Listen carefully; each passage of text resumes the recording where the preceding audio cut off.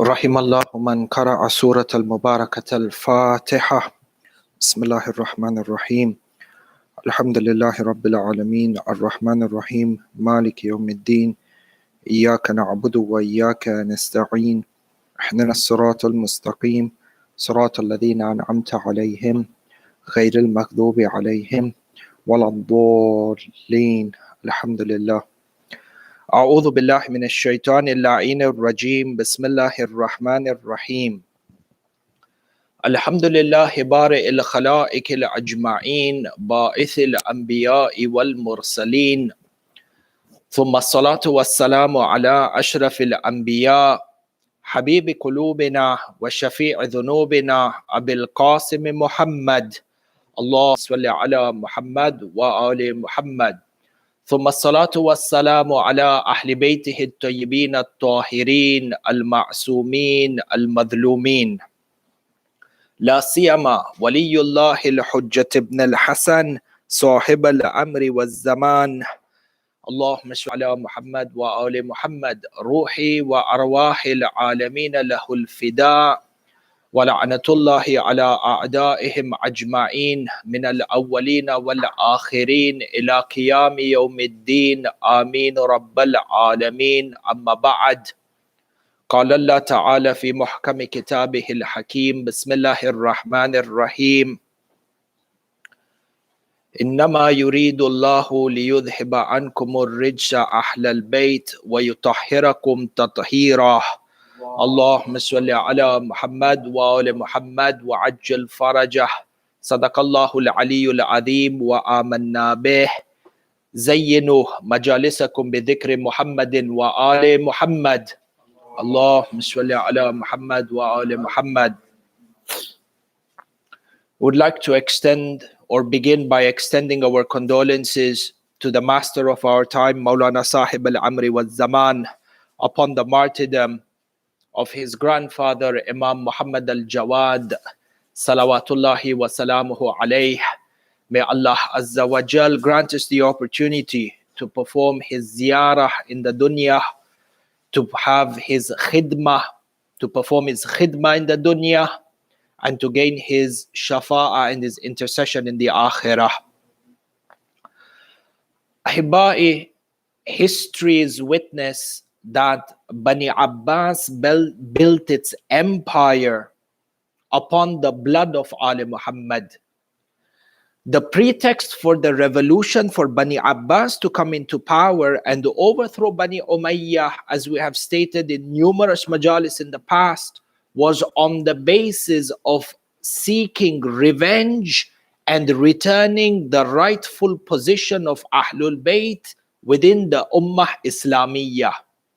For they came out in revolution seeking to avenge the blood of Imam al-Hussein alayhi salam from Bani Umayyah. But as soon as Bani Abbas established themselves into power, they turned on Ali Muhammad and persecuted the A'imma of Ahlul Bayt and the Shias of Ali Muhammad to an extent or to an extreme which is not conceivable. For you find the dhulm of Bani Abbas that began from the time, you could say, in the manner that it gradually increased until it reached its peak from the revolution that emanated from Imamain al-Baqirain or Imamain al-Sadiqain. The revolution of Imam al-Baqir and the revolution of Imam al-Sadiq alayhum as-salam was a knowledge-based revolution that gave this exposure to the teachings of Ali Muhammad, that gave exposure to tashayyu' in a manner that was unprecedented. Which is why you find that when Bani Abbas realized the power of ilm that emanates from a ma'asum, ilm ilahi, they vested their entire power and concentrated in every manner possible, be it militarily, be it socially, be it economically, to target the Imams of Ali Muhammad and the Shias of Ali Muhammad.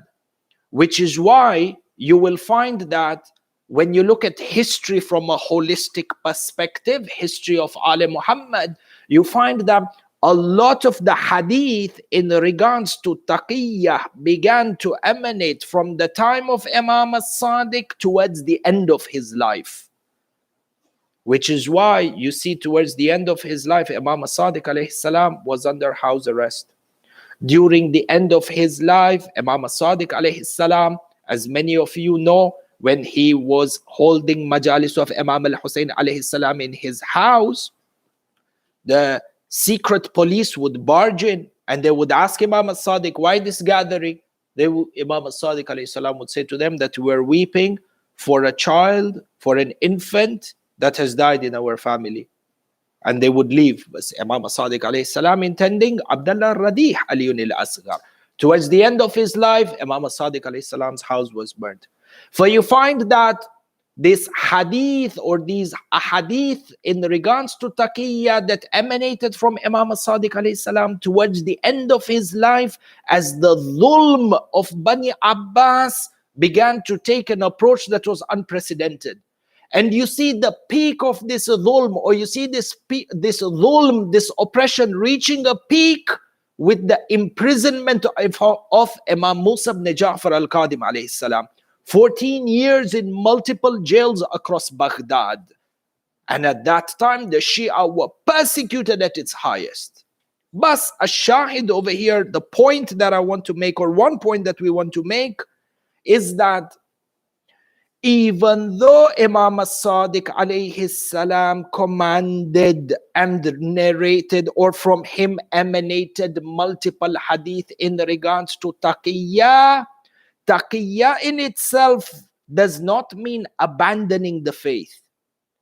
Taqiyya means concealing the faith. However, concealing the faith is to be accompanied with a strategy such that the position of tashayyu at the end of the period of taqiyya would be stronger than what it was even before you went into taqiyya, as opposed to the interpretation that taqiyya means abandoning your faith or diluting your faith, be it for reasons of the dunya or otherwise. La taqiyya is a strategy whereby the end result is for the core belief of the madhab to be spread at a mass scale, and Islam is stronger than what it was even prior to taqiyya. And the best example of the implementation of the strategy of taqiyya, whether it is during the end times of Imam Sadiq alayhi salam or during the lifetime of Imam al-Qadim, was that taqiyya was a strategy used to spread the core belief of Shiaism, and it worked in a manner that was absolutely perfect, such that within the greatest empire to rule the world at that time, the empire of Bani Abbas, which was built on the hatred of Ali Muhammad, inside of this empire, their own prime minister was a Shia, and they didn't know. During the time of Harun al-Abbasi, Ali ibn Yaqtin had the position of what is the equivalent of a prime minister. Yet he was a Shia, commanded by Imam al-Qadim to take on that position. And Harun al-Abbasi, many times his agents and the secret police would spy on Ali ibn Yaqtin, and they would create doubt, and they would accuse him of being Shia. How is it that in a government where the Shias are persecuted, the rise of tashayyu and tabligh is done in such a manner that the highest powers of government are Shia under the nose of Bani Abbas? Taqiyya, in essence, is a strategy that allows Shiaism to grow at a faster rate, undiluted. For you notice, Ali bin Yaqtin, Shia. More than that, the roots of tashayyu had firmly planted themselves in North Africa, in North Africa,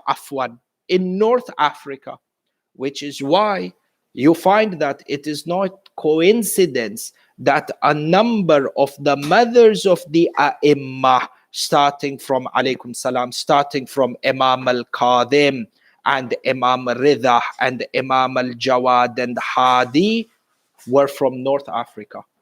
The mother of Imam al-Jawad alayhi salam was a pious lady by the name of Sayyida Subayka, who is also known as Sayyida Rayhana. When you look back into the books of history, they say that she was one of the most virtuous women from the land of Nubia. Nubia, yani North Africa, region within North Africa. And some hadith, you find Alama Majlisi Rahmatullah alayh in Bihar of the opinion that the mother of Imam al-Jawad alayhi salam, Sayyida Subayka or Sayyida Rayhana, was from the lineage of Ummul Mu'mineen, Sayyida Maria al-Kibtiyya. She was from that lineage, Maria Kibtiyya, one of the pious wives of the Holy Prophet. As we know, the wives of the Holy Prophet, not all of them were pious. Rather, some of them, we don't even say nifaq, but kuffar, the one who wages war against the Imam Zaman of their time. And this is something that is straightforward and well known. For Sayyida Subayka, the mother of Imam al-Jawad from Nubia, how did Islam or how did Tashayyu reach North Africa? To the extent that within this community of Shias inside of North Africa, there were those who had reached a level of kamal in their iman that they deserved to be the mothers of the A'immah. And there is big tarikh on how Imam Sadiq alayhi salam, Allahumma salli ala Muhammad wa ala Muhammad, strategically planned during this knowledge revolution that was going on inside of Hijaz and Iraq, of how he would send emissaries to North Africa and establish the teachings of Ali Muhammad over there. And from there, how it spread to the rest of Africa. And the Imam al-Rida alayhi salam had a great role in this as well. In any case, if we understand this as the backdrop and as an introduction to the life of Imam al-Jawad alayhi salam, a person is able to understand the extent of the enmity of Bani Abbas towards Imam al-Jawad just by understanding the fact that the greatest superpower of the time concentrated its entire effort to ensure the assassination of Imam al-Jawad, youth at the peak of his youth. What did a person of the age of 25, what did he possess? What threat was he of, such that he attracted the wrath of Bani Abbas in its entirety? You have a superpower, an entire empire, and there are multiple threats towards the existence of this empire. There are multiple threats in terms of the expansion of this empire, be it against the Crusaders, be it against the Romans, be it against so many other powers. You can imagine the intelligence function of a government that stretches from Arabia into the subcontinent up to North Africa. Why would their intelligence focus on this one shab, youth, the age of 25, such that he deserved the personal attention of the emperor to overlook his assassination? What threat did Imam al-Jawad pose to them? The threat of Aqidah. Imam al-Jawad, we have within our hadith al-Sharif by Imam Ali ibn Musa al-Rida, salawatullahi wa salamuhu alayhi, Allahumma salli ala Muhammad wa ala Muhammad, where he states the birth, to paraphrase, the birth of Imam al-Jawad has been one of the greatest, or is one of the greatest barakas to have fallen upon the Shia. Ya Ali, Kalam Azim, the greatest barakah to fall upon the Shia. Imam doesn't speak out of exaggeration. Imam doesn't butter up words or just be poetic. La. Imam al-Hussein in his place, Amir al-Mu'mineen in his place, Sayyidat Nisa al-Alameen in her place, Rasul Allah in his place. But Imam Rida says, Imam al-Jawad's birth is the greatest barakah. Why? Imam al-Jawad assumed the position of imamah at the tender age of, according to historians, 7, 8, or 9. انتم احبائي شوفوا, imagine doing, if an entire community was to the taqleed of an 8-year-old child, how would this community be perceived by the outside world? This 8-year-old child, not only do you listen to him, you obey him. When he tells you stand, you stand without doubt. When he tells you sit, you will sit without doubt. When he says halal, halal. When he says haram, haram. The entire Muslim world, rather, it is not an exaggeration if we say all monotheistic faiths were shattered with the imamat of Imam al-Jawad. Every madhab had an imam. There was Abu Hanifa's time had come and gone, and Ahmad ibn Hanbal's time had come and gone, and the rest of those who are from the Dalleen. But there is no Muslim sect, there is no madhab. Rather, we go forward and we say there is no monotheistic faith that has claimed that divine knowledge in its entirety, yani the source of guidance in its entirety outside of a Nabi would be in a saint as young as 8 years old, and Imam al-Jawad was an exception. For the followers of every other madhab were in shock when they saw this mu'jiza on its own. This in its one sense, this is one way of looking at this imamat of Imam al-Jawad at the age of 8. On the other hand, it was an imtihan, and many people failed in this imtihan. But this one is a muhadara or a majlis akhar. I want to concentrate on the aspect of the grand miracle, the miraculous nature of the imamat of Imam al-Jawad at the age of 8. Look through the entire Islamic history. Is there any sect where any one of their imams has claimed to be an imam at the age of 8 and lived up to that claim with that ilm? The age of 8. This miracle in itself was a threat to Bani Abbas. A second aspect is that because of his ilm being manifested at the age of 8, Imam al-Jawad was able to, alayhi salam, was able to unify a number of the splinter groups that existed within the Shi'as at that time. Shia, by the meaning general, means followers of Ali. But Shia, by the meaning khas, is Shia Ithna Ashari. Yani the Shias were the believers of the 12, because within the Shia as a larger parameter or as a larger circle, you have Shia Zaydiyya, you have Shia Ismailiyya.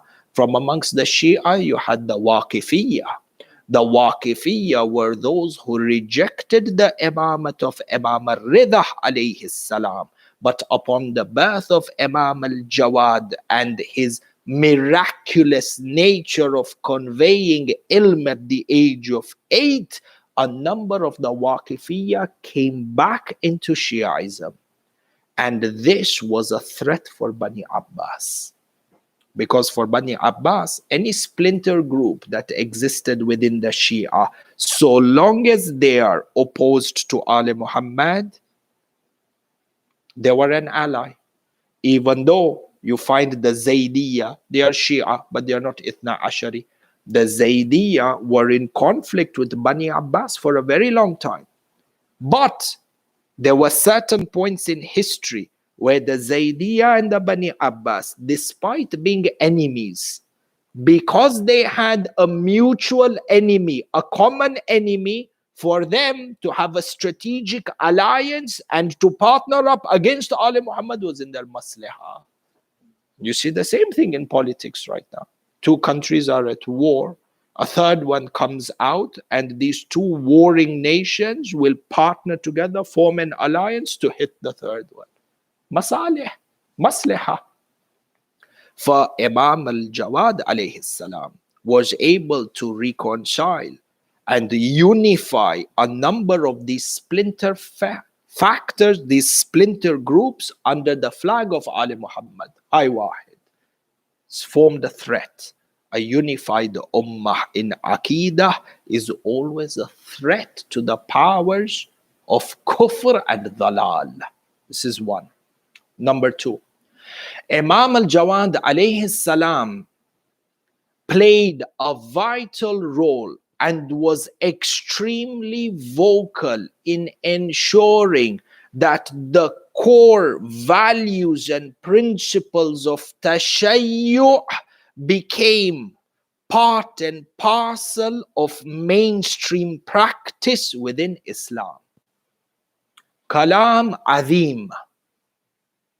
Imam al-Jawad was extremely vocal and went above and beyond to ensure that the core principles of tashayyu' would become part and parcel of mainstream Islam. And in short, he ensured that the concept of imama, wilaya, tawalli and tabarri became a core part or part and parcel of mainstream Islam. And this was seen as a threat to Bani Abbas. So they eliminated that threat. And they eradicated that threat while he was at the age of 25. How? I'll give you 3 examples, Ahibai, and this ties in for the age in which we live. Allahumma salli ala Muhammad wa ala Muhammad wa ajma. The first example is that Imam al-Jawad alayhi salam ensured that the concept of Mahdawiyah would be a mainstream, would be a practice and a belief that is integrated within mainstream Islam, promoting the imamate of Imam al-Hujjah. Hadith al-Sharif by Sakru ibn Abd al-Da'if, who says, I asked Imam al-Jawad, who is the Imam after you? Imam al-Jawad replied, Min ba'di waladi Ali, amruhu amri, wa ta'atuhu ta'ati, wa qawluhu qawli. And this was a common practice amongst the Shia, to go to the Imam of the time, and they would ask the Imam, in case, God forbid, something happens to you, who is next in line? Because Imamat is that fine line between Iman and Kufr. Man mata wa lam ya'rif imama zamanihi mata mitatan jahili. At that time, la Shahadah billah tawheed wa la Shahadah bil risala helps you. This is hadith which is mentioned even by the Amma. He says, the Imam after me is my son Ali, yani Imam al-Hadi. His word is my word, his command is my command, and obedience to him is obedience towards me. So, the Rawi, Sakru ibn Abd al-Dalf, he asks, and who after Imam al-Hadi? Imam al-Jawad says, his son Hassan. Obedience towards, yani Imam Hassan al-Askari. Obedience towards Hassan al-Askari is like obedience towards Imam al-Hadi. Ibn Abd al-Dalf then asks Imam al-Jawad, and who is the Imam after Hassan al-Askari? Notice the reaction of Imam al-Jawad. When he was asked who is the Imam after him, Imam replied straight away. When he was asked about the Imam after Imam al-Hadi, Imam replied straight away. But when he was asked about who is the successor of Imam Hassan al-Askari, what was Imam al-Jawad's reaction? He didn't reply straight away. Look at what the Rawi says. He فَأَجْحَشَ بِالْبُكَى. The Imam was overcome with weeping and tears. The Imam began to wail for أَجْحَشَ بِالْبُكَى. أَجْحَشَ بِالْبُكَى. How you would find a woman dies on the death of her husband, how a mother dies on the death of her child. أَجْحَشَ بِالْبُكَى. Broke into tears, weeping and wailing. Imam al-Jawad, on the thought of Imam al-Mahdi, breaks down in weeping. Not tears, weeping, wailing for أَجْحَشَ بِالْبُكَى. And the Imam then went quiet. And after some time of silence, he replies back by taking the title of Imam al-Hujjah that requires all of us to stand. He says, the Imam after my grandson Hassan, yani al-Qa'im al-Muntadhir. Allahumma salli ala Muhammad wa ali Muhammad wa ajjal faraja. The hadith goes on. Hadith is quite lengthy. The hadith goes on. But the Rawi Ibn Abd al-Dalf asks Imam al-Jawad, why is he called the Qa'im? Qa'im means the one who arises. And there are many answers for this. Imam Jawad gives one reason, which is extremely important. Why is he known as Al-Qa'im, the one who arises? لِأَنَّهُ يَقُومُ بَعْدَ مَوْتِ ذِكْرِهِ وَإِرْتِدَادَ أَكْثَرْ مِنْ قَائِلِهِ. He is known as the one who will arise because he will arise. He will reappear at a time after his remembrance has been obliterated. Yani ba'da mawti dhikri. The dhikr of Imam al-Hujjah, there is no dhikr, maut. He says his remembrance has been buried, has been dead. Yani nobody remembers him. Imam al-Jawad is predicting a time that will come. Whether we are in this time or not is for us to judge. Bas hada, that nobody will remember Imam al-Hujjah? La. He goes on more. And this is a place, yani, khatir jiddan. Makes us think about our own nafs. It makes us think about the tarbiyah we need to give to our children. Makes us think about the tabligh that we need to do within our communities. When will he rise? When the dhikr of the Imam no longer exists. More than that, وَإِرْتِدَادَ أَكْثَرْ مِنْ قَائِلِيهِ. Irtidad, ya'ani, those who used to profess the imamat of Imam al-Hujjah will abandon the belief in Imam al-Hujjah. Irtidad, yani apostates. People will become the apostates of Imam al-Hujjah. Minhu is not talking about la kafir, wala budi, wala ammi. La. Irtidad akthar min qailih. Those who professed and claimed they believe in him will become apostates. He didn't say few people. Akthar. Akthar yani majority. Those in the real intidar become a minority.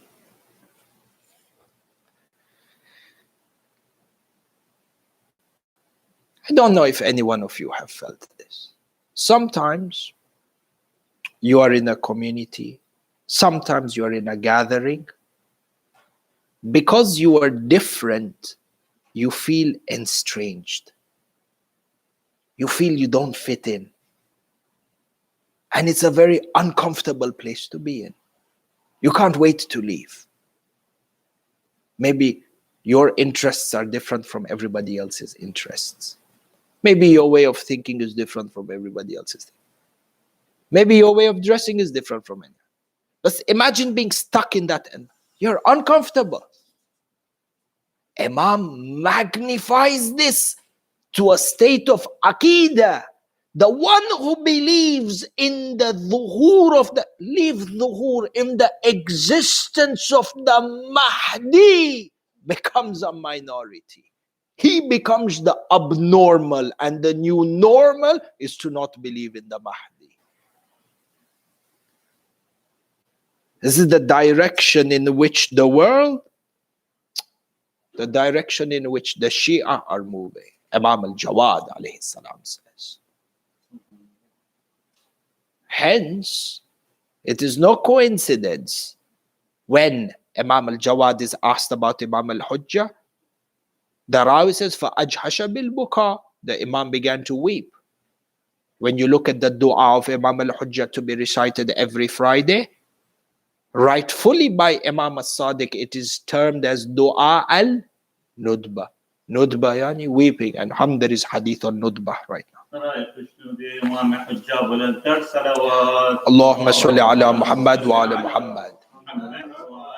For this belief in Imam al-Hujjah and ensuring the belief in Mahdawiyyah is firmly planted within the Muslim Ummah, caused fear in Bani Abbas. Because on the other hand, Imam al-Mahdi, for what? الَّذِي يَمْلَأُ الْأَرْضَ عَدْلًا وَقِسْطًا كَمَا مُلِئَتْ ظُلْمًا وَجَوْرًا. The one who will spread peace and justice. If he spreads peace and justice, meaning what? Bani Abbas lose their seat. Because hum they are dhullam, and they know. This is the first reason that he was a threat, or one reason. Number two, Imam al-Jawad alayhi salam ensured that the dhikr of Sayyidati Nisa al-Alameen Fatima al-Zahra alayha salam would become, Allahumma salli ala Muhammad wa ala Muhammad, her dhikr would become part of mainstream belief. Slow on. How? Hadith al-Sharif by Musa ibn Qasim, and I will paraphrase this for interest of time. Musa ibn Qasim, he says, I went for Hajj and I met Imam al-Jawad.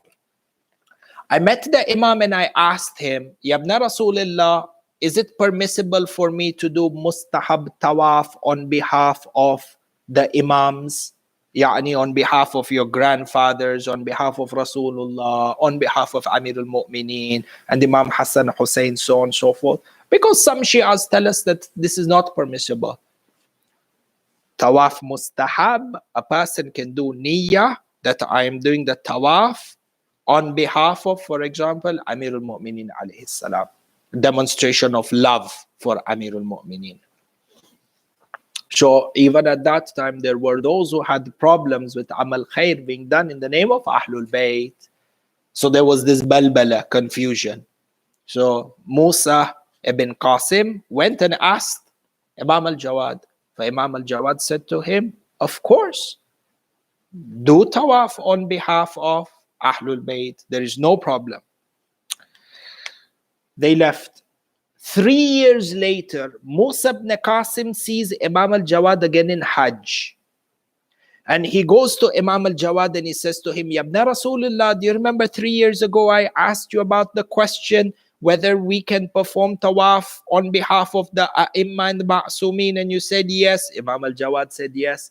Musa ibn Qasim then says to Imam al-Jawad, since you gave me that answer, over the last 3 years, every time I come for Hajj, I do tawaf on behalf of Rasulullah and tawaf on behalf of Amirul Mu'mineen and on Imam Hassan and Hussein and Sajjad and Bakir and Sadiq and Qadim and Rida, and I also do tawaf on your behalf. Allahumma salli ala Muhammad wa ala Muhammad. Hi mustahab tawaf.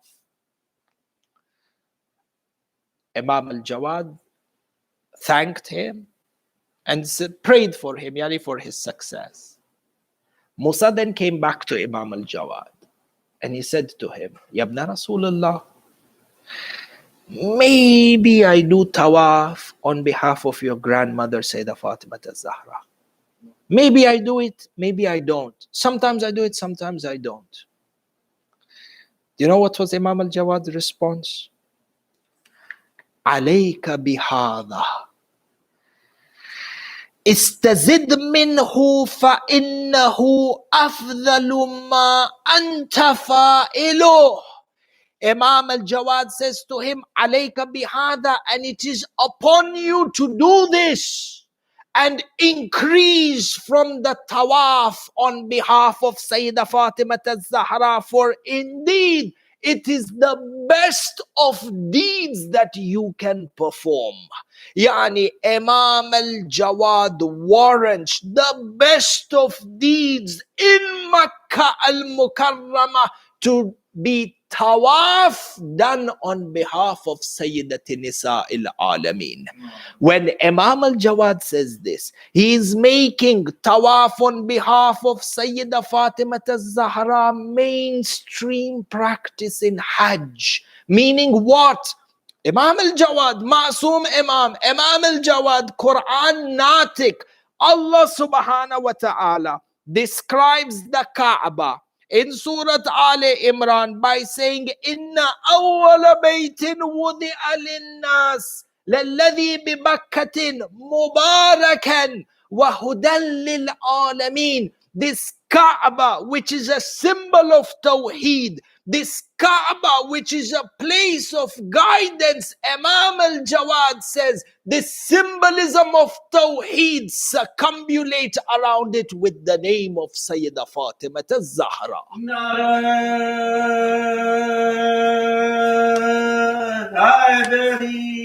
Ya Ali.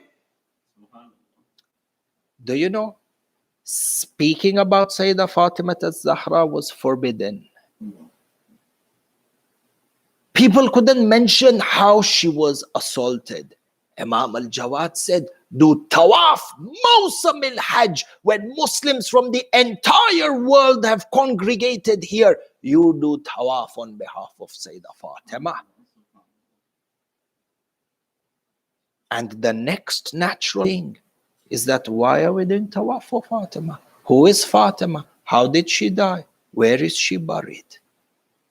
And while these thoughts go in your mind, that tawaf becomes an act of aza that revives the dhikr of Sayyida Fatima al-Zahra. The plan and the strategy that Imam al-Jawad had in regards to establishing Shi'i belief within mainstream Islam. The last one of these. Allahumma salli ala Muhammad wa ala Muhammad. Imam al-Jawad ensuring alayhi salam that reviving the majalis of Ahlul Bayt became mainstream practice. Khasatan, particular majalis of Shahadah. Shahadat, the martyrdoms of Ahlul Bayt, commemorating the martyrdom of Ahlul Bayt, became mainstream practice. Hadith al-Sharif, on authority of Abu Talib al-Qummi, one of the companions of Imam al-Jawad. Hadith kullish latif. He says, I wrote to Imam al-Jawad and I said to him, I wrote a letter to Imam, Ata'adhanu li an arthi abak. Abu Talib al-Qummi writes a letter to Imam al-Jawad and he says to him, Yabna Rasulullah, do you give me permission to eulogize your father? Arthi from Ritha.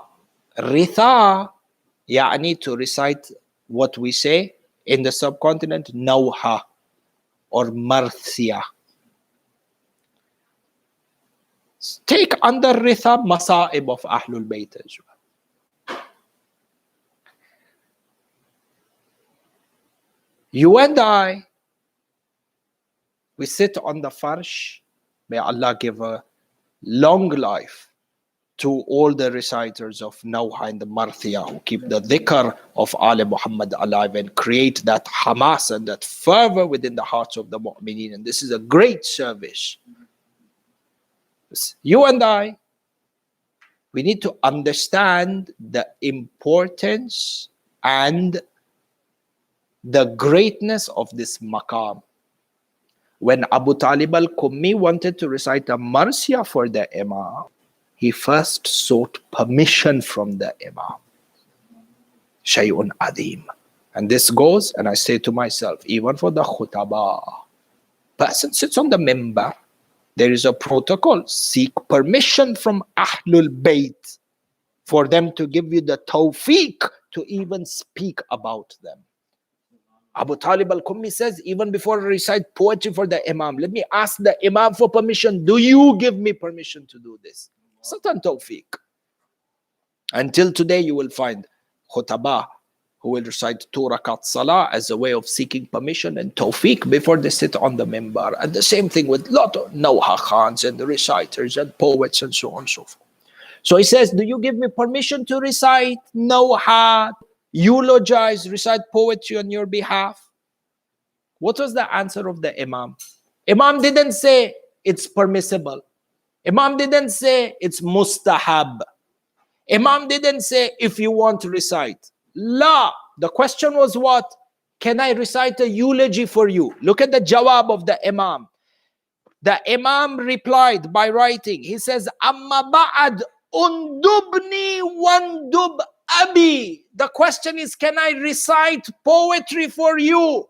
The Imam replies back by saying to him, and weep me in the most intense of ways. He's asking, can I recite poetry? The question is one thing. The answer is at a different level altogether. He's asking the Imam, can I do this much for you? The Imam is saying, and you must do that much for me. Undub, yani the word nadaba includes weeping, wailing, self-flagellation. He's asking, can I recite poetry for you? Imam is commanding him do self-flagellation for me. Indubni. Because the command verb, the tense that is used over here, amma ba'ad undubni, undubni is a command tense. That's why Imam didn't say, yes, bismillah, go ahead, or jaiz, la, commanded him. Undubni, weep, wail, matter. Not only mourn me, but mourn my father. Yani mourning, Imam al-Jawad is asking Abu Talib al-Qummi, recite my nawha and weep over me while I'm still alive. For then what is the reaction of Imam al-Jawad if he was to be asked about Imam al-Hussein in Karbala? From here, you find that Imam al-Jawad played a great role in ensuring that Laylatul Qadr for the Muslim Ummah would be spent in Karbala. One of the greatest propagators and one of the most greatest hadith in regards to the ziyarah of Imam al-Hussein and Laylatul Qadr was from Imam al-Jawad alayhi salam. Hadith al-Sharif, which you find even in Mafatih al-Jinan, the one who visits or performs the ziyarah of Imam al-Hussein in Laylatul Qadr will get to shake the hand of 124,000 anbiya. Laylatul Qadr khayrun min alfi shahr. The night, this single night when the entire Islamic Ummah from the east and the west is reciting Quran and doing dua, such that the best outcome in regards to their destiny is achieved. In this context, Imam al-Jawad is sending the masses to Karbala. Go to Imam al-Hussein. The real destiny is decided from there. Imam al-Jawad creating the ziyarah of Imam al-Hussein as mainstream. شوفوا الإشارة. And hakikatan, you begin to understand why he was seen as a threat and assassinated at the age of 25. The entire Muslim Ummah is concentrated on bid'ah, following the sunnah of the killer of Sayyidat Nisa al-Alameen. The entire Ummah is facing Qibla in that bid'ah of Taraweeh. Imam al-Jawad stands up and says, take the masses to Karbala.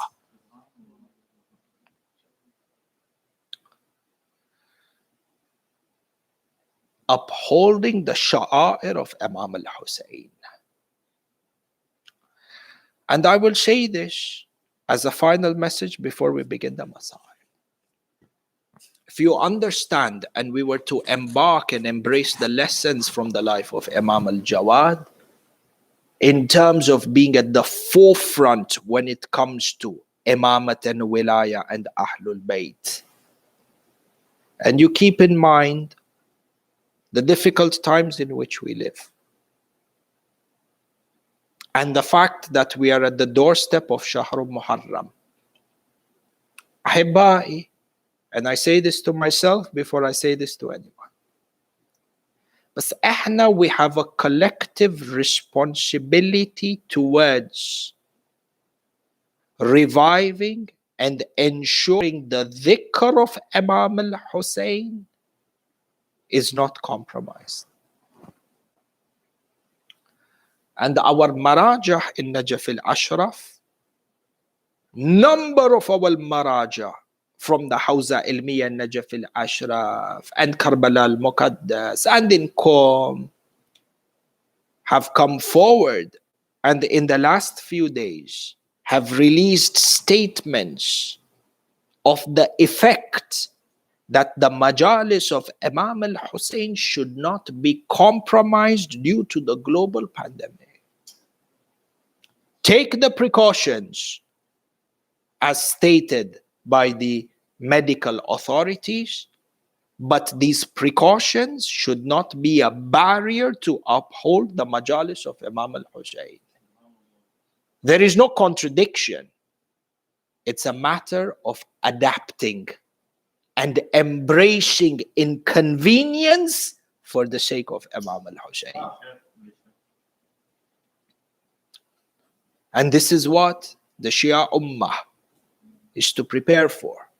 فَإِنْتُمْ أَحِبَّائِ. We all have our responsibility towards Sayyid al-Shuhada. يَا لَيْتَنِي كُنْتُ مَعَكُمْ فَأَفُوزَ فَوْزًا عَظِيمًا. فَيَا لَيْتَنِي كُنْتُ مَعَكُمْ. I wish I was with you in any state, whether it was convenient for me or not convenient for me. For each person embarks upon an initiative to ensure, within the capacity that is possible, with all the guidelines, are making sure guidelines are implemented, majalis must continue.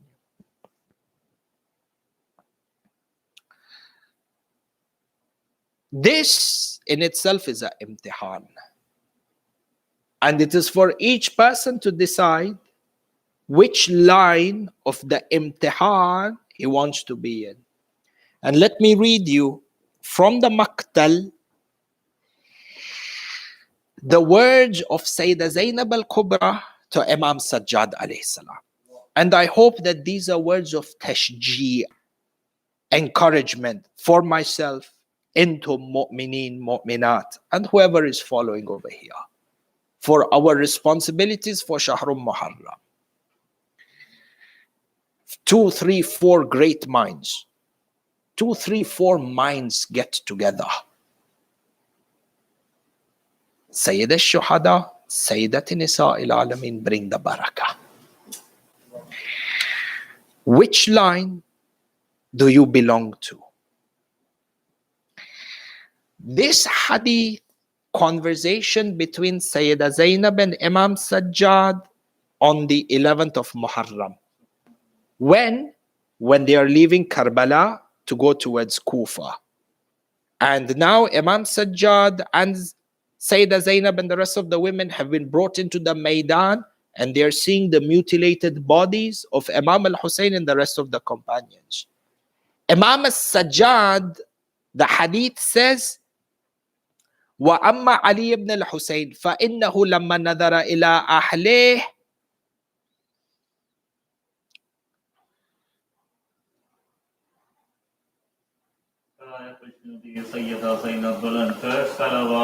اللهم صل على محمد وآل محمد. وأما علي بن الحسين فإنه لما نظر إلى أهله, hadith goes on to say, عظم ذلك عليه واشتد قلقه. When he saw the state of the bodies and the state of his family members, his grief became even more intense. And Sayyida Zainab noticed the intensity of the grief inside of Imam Sajjad. So what did Sayyida Zainab say? Mali araka tajudu binafsik. She says to Imam Sajjad, what is it that I see? How is it that I see that you are struggling with yourself? Do you know what this means, struggling with yourself? Tajudu binafsik. This phrase, tajudu binafsik, is a phrase used to describe the final moments of a dying person. Yani when that ruh is about to come out, how the person shakes and trembles. Sayyida Zainab says Imam Sajjad reached at that point. At that point, look at the tasalli that Sayyida Zainab is giving to Imam Sajjad. At that point, she says to him, Ya bakiyata jaddi wa abi wa ikhwati, or the remainder of my father and my brother. For wallah, qasam, I swear by Allah, inna hadha la ahdun min Allah ila jaddika wa abik. This, there is a promise, there is an oath that has been taken by Allah towards your grandfather and your father. Yani Allah has promised Rasulullah and Amir al-Mu'mineen. What? وَلَقَدْ أَخَذَ اللَّهُ مِيثَاقَ أُنَاسٍ لَا تَعْرِفُهُمْ فَرَائِنَةَ هَذِهِ الْأَرْضِ وَهُمْ مَعْرُوفُونَ فِي أَهْلِ السَّمَاوَاتِ. Sayyida Zainab is saying, Allah has promised your father and your grandfather, and Allah has taken a covenant from certain people. The Fir'auns of this dunya don't know who they are.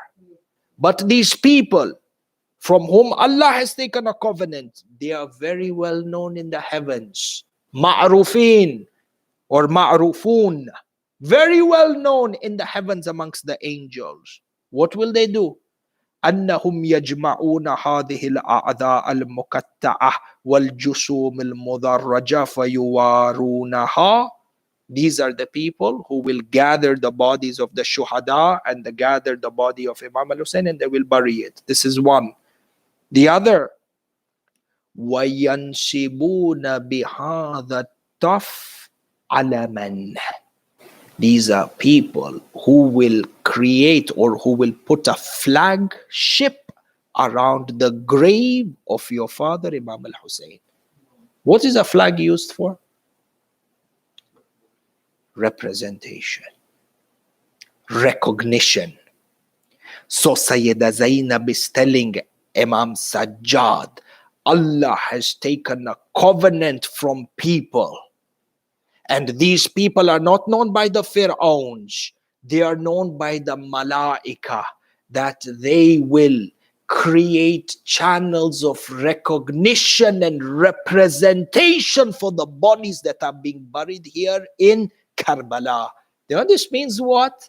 Allah has taken a covenant from people that they will uphold the majalis of Imam al-Hussein. And this was the promise of Allah to Rasulullah and to Amir al-Mu'mineen. Choice is ours. Are we from amongst those people who Allah took the covenant from us? When Allah said to Rasulullah and to Amir al-Mu'mineen, certain people will uphold the dhikr of your son Hussein. Am I in that list or no? I have to decide for 2020. Initiatives that each and every one of us have to take and not compromise to ensure the majalis of Imam al-Hussein is held in the best way possible. Sallu ala Muhammad wa ala Muhammad.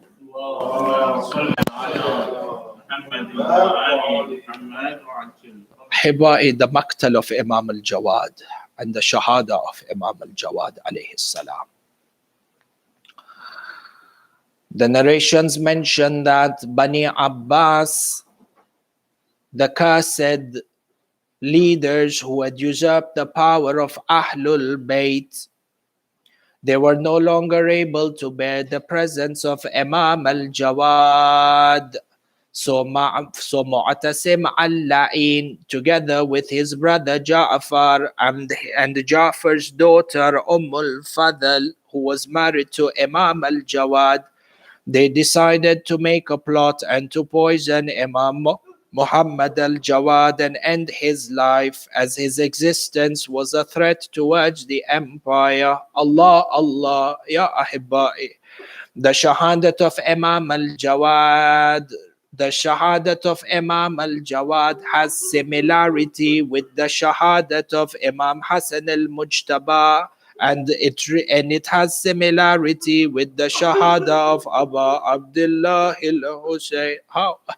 The narrations mention that on a night like this, the final night of Shahr al-Dhil Qa'ad, Imam al-Jawad was fasting in the heat of Baghdad.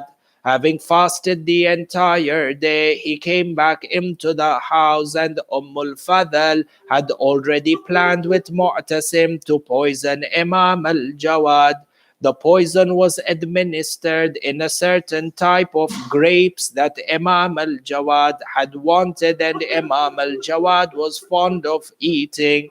The person whom they purchased this poison from, that person says, I administered the poison into the grapes so carefully and being so careful, because the intensity of this poison is such that if a drop of it was to fall on the earth, that earth would become barren. It would not grow any more fruit. This was the intensity of the poison given to Imam al-Jawad. For al-Fadl comes forward and she presents the poisoned grapes to Imam al-Jawad. Imam al-Jawad alayhi salam recites the Salatul Maghribain and then sits down on the ground to have his iftar. After the fast in the under the heat of Baghdad, Imam al-Jawad opens the fast with the poisoned grape. Allah, Allah, Ya Shi'at Imam al-Jawad.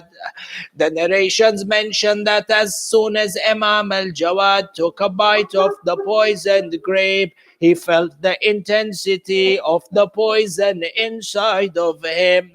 The Rawi says the intensity or the effect of the poison was such that Imam al-Jawad's entire body was on fire. Allah, Allah. And this is where the Masaib of Imam al-Jawad is similar to his grandfather, Imam Hassan al-Mujtaba. For when Jawad poisoned Imam al-Hassan, the intensity of the poison was such that the Imam felt his body is on fire, until eventually Imam al-Mujtaba began to cuff pieces of his inside into a tush. Imam al-Jawad felt the intensity of the poison and he was unable to move, so he lay down on the ground. He looked at al-Fadl and said to her, O enemy of Allah, may you suffer such a punishment for which there is no cure and there is no forgiveness. al-Fadl locked Imam al-Jawad in the house and she commanded the guards to leave the house such that Imam al-Jawad would die out of pain by himself. The narration mentioned for 3 days Imam al-Jawad was in the house. The intensity of the poison began to paralyze his feet. The Imam would turn towards the right and towards the left, the poison increasing his thirst. Imam al-Jawad was not even able to quench his thirst. Allah, Allah, what is the story of thirst and the family of Ali Muhammad from Karbala to Imam al-Jawad? As the intensity of the poison continued, For 2 nights, Imam al-Jawad struggled inside of the house. The poison reached to such a state that in addition to the burning and in addition to Imam being paralyzed, the effect of the poison was now that the Imam was beginning to suffocate. He was struggling to breathe. So the narrations mention that Imam al-Jawad tried to crawl up to the rooftop of the house to get some fresh air. As he got towards the rooftop, the hadith says that the Imam was out of energy and he fell face first onto the ground. As Imam al-Jawad lay on the rooftop in his house in Baghdad, the final moments of his life, the Imam all by himself in distress. Imam al-Jawad lay on his back. He positioned himself towards the Qibla. He straightened his arms and legs, and the sweat of death began to pour down his forehead. The Imam took one final breath. Wa Imama wa Sayyida. The ruh of Imam al-Jawad left his body, the lifeless body of Imam al-Jawad on the rooftop. For 3 days, Imam al-Jawad's body was left on the rooftop. On the second day, when Fadl came home, she saw the body of Imam al-Jawad. She left it on the rooftop on purpose. The God said to her, he has now died, let us bury him. Fadl said, I want to see the body of Jawad rot and decompose in front of me.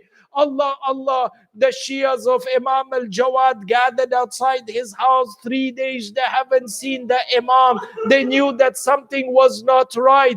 The narrations mention that a scent of musk began to emanate from the body of Imam al-Jawad, and the pigeons began to fly around the rooftop. They knew that something is wrong, so they gathered around the house and they began to cry out for Imam al-Jawad.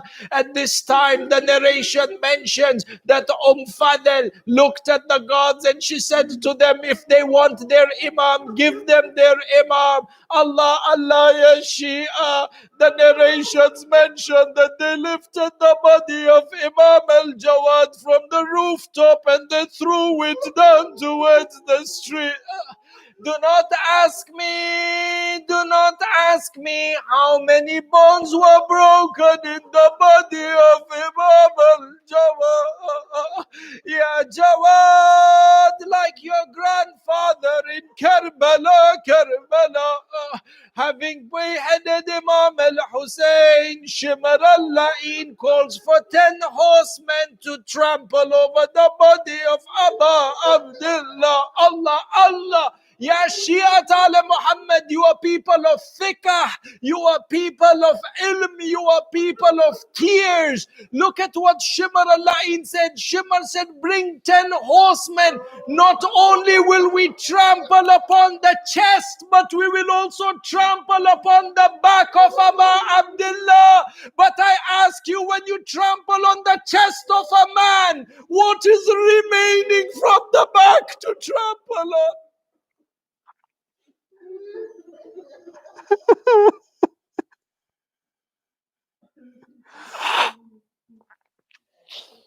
Inna lillahi wa inna ilayhi raji'un. La hawla wa la quwwata illa billah. Matame Hussein, matame Jawad. Ya Hussein. Ya Hussein. Ya Hussein. Ya Hussein. Ya Hussein. Ya Hussein. Ya Hussein. Ya Hussein, Ya Hussein, Ya Hussein, Ya Hussein, Ya Hussein, Ya Hussein,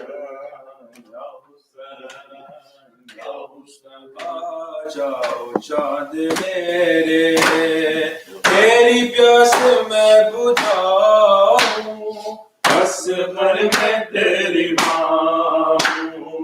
बाजाओ चांद मेरे,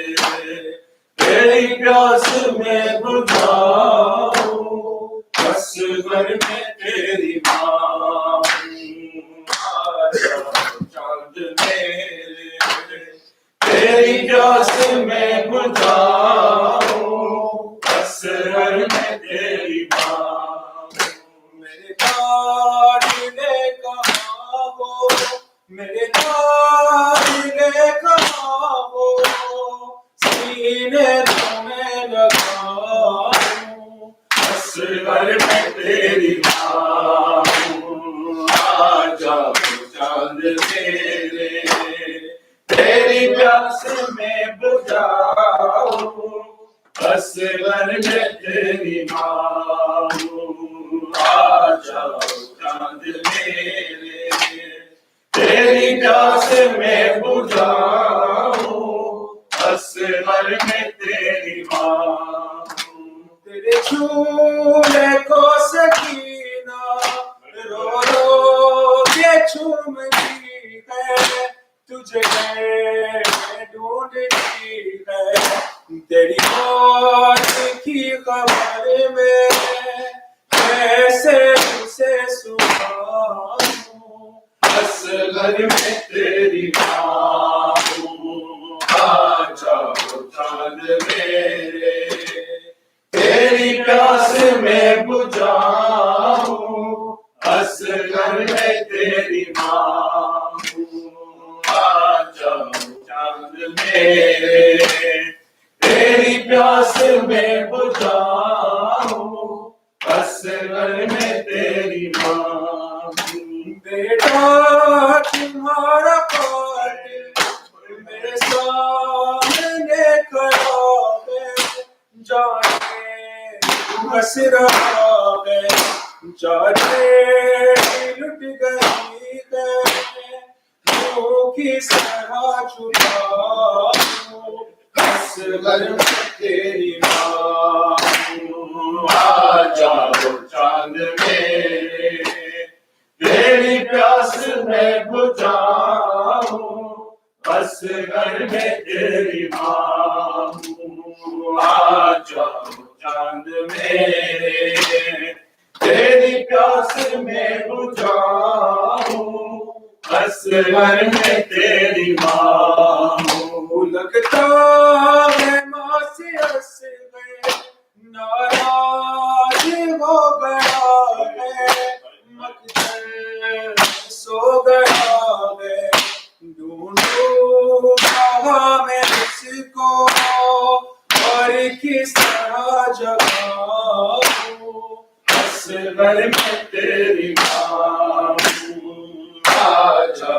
چاند میرے تیری پیاس میں بجھاؤں اصغر میں تیری ماں آجا چاند میرے تیری پیاس میں بجھاؤں اصغر میں تیری ماں زہرا کی بیٹیوں کی دائی اتر گئی زہرا کی بیٹیوں کی ردائیں اتر گئی زہرا کی بیٹیوں کی ردائیں اتر گئی زہرا کی بیٹیوں کی ردائیں اتر گئی زہرا کی بیٹیوں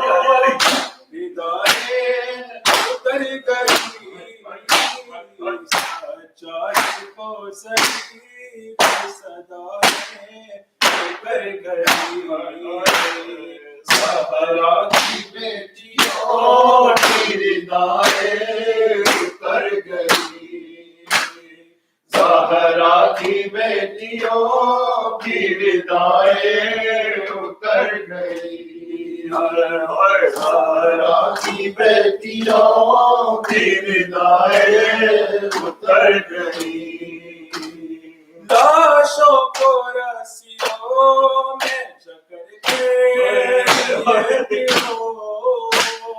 لاشوں کو رسیوں میں جکڑ کے یہ پھرو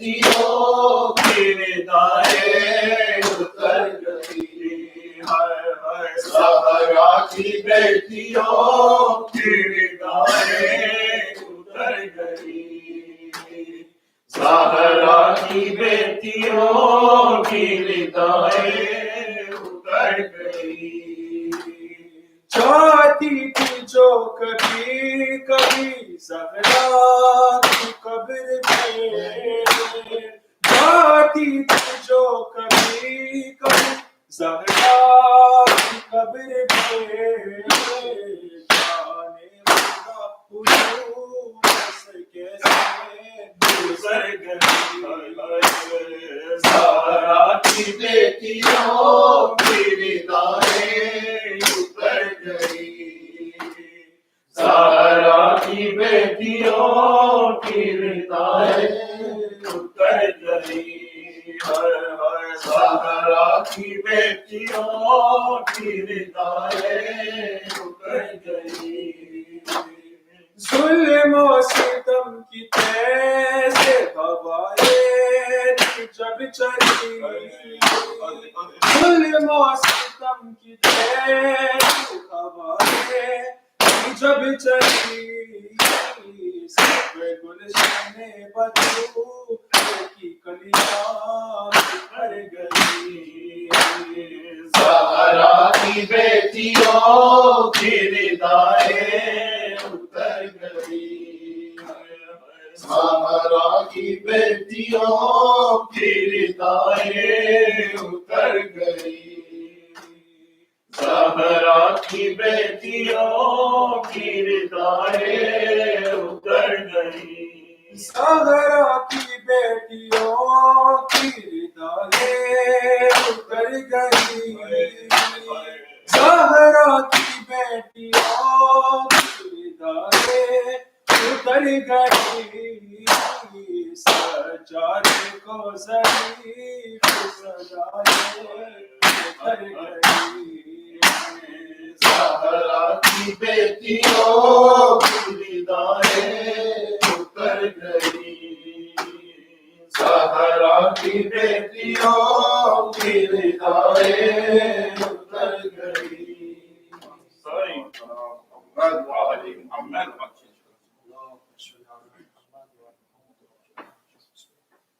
صلی اللہ علیہ وآلہ اللہ السلام علیکم یا رسول اللہ السلام علیکم یا خدیجۃ الکبریٰ السلام علیکم یا علی المرتضیٰ السلام علیکم یا فاطمہ الزہرا السلام علیکم یا حسن المجتبیٰ السلام علیکم یا حسین الشہید السلام علی الحسین وعلی علی ابن الحسین وعلی اولاد الحسین وعلی اصحاب الحسین خصوصا سیدی و مولاي ابا الفضل العباس واختك زینب وام کلثوم وبنتك سكينة السلام عليكم يا سائر الشهداء كربلاء جميعا ورحمة الله وبركاته السلام عليك يا مولاي وابن مولاي السلام عليك يا ضريب الغرباء السلام عليك يا معين الضعفاء والفقراء الشموس عريس النفوس أيها المدفون يا زكوس كن شفيعنا وشفيع والدينا في يوم الجزاء سلطان الحسن يا علي بن موسى وأختك فاطمة المحصونة جميعا ورحمة الله وبركاته السلام عليك يا مولانا يا صاحب العصر والزمان السلام عليك يا خليفة الرحمن السلام عليك يا شريك القرآن السلام عليك يا إمامنا وإمام الإنس والجن أجل الله تعالى وفرجه وسخر الله تعالى ومخرجه وارزقنا في الدنيا زيارتك في الآخرة شفاعتك السلام عليكم يا أهل بيت النبوة جميعا ورحمة الله وبركاته السلام اللهم كل وليك العجب بن الحسن صلواتك عليه وعلى آبائه في هذه الساعة وفي كل ساعة وليا وحافظا وقائدا وناصرا ودليلا وعينا حتى تسكنه وعندك تسكن فيها